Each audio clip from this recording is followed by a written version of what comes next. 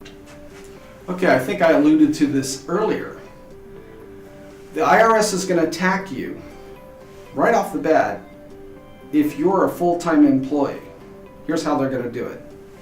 First thing they're going to do is look for a W-2. If you got a W-2 reported on your return, you're an employee, period. End of story.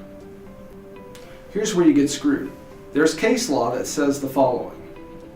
Even where you're providing personal services in a real estate trade or business, which would work towards becoming a real estate professional, if you don't own at least 5% of your employer, those hours you spend as a full-time employee or part-time employee in that real estate trade or business don't qualify towards the 750-hour test, which means all 750 hours have to come from providing services in the capacity of a real estate professional, materially participating.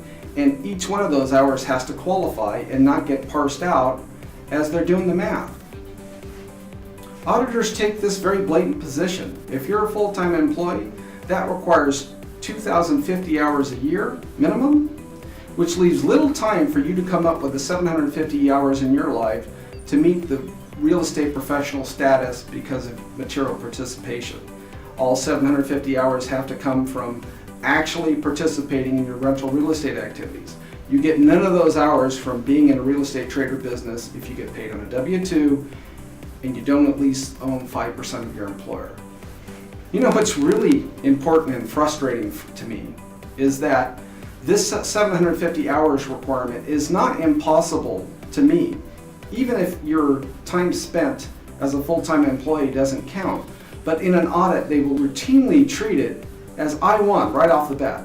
Because you get paid on a W-2 and you don't own 5% of your employer, there's no way you can find the time in your life to meet that 750-hour test. I win, you lose. That's when you need to hire someone like me. It's a rebuttable presumption. So what's the bottom line in this area? If you get audited over a real estate professional and you see that all the things they're asking about at the beginning of the audit surround your real estate activity, they're coming after your real estate professional status. If they get it, you're looking at least 3 years where they're going to go and remove the deductions related to rental real estate losses that offset your active income.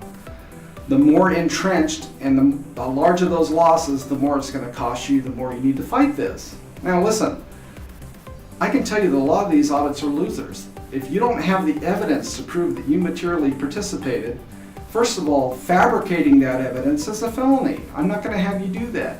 You need to keep those contemporaneous time logs. Most people don't think about it until they've already burned down on an audit. At that point, it's too late. So, this is a fight that can be won, but it's not an easy one.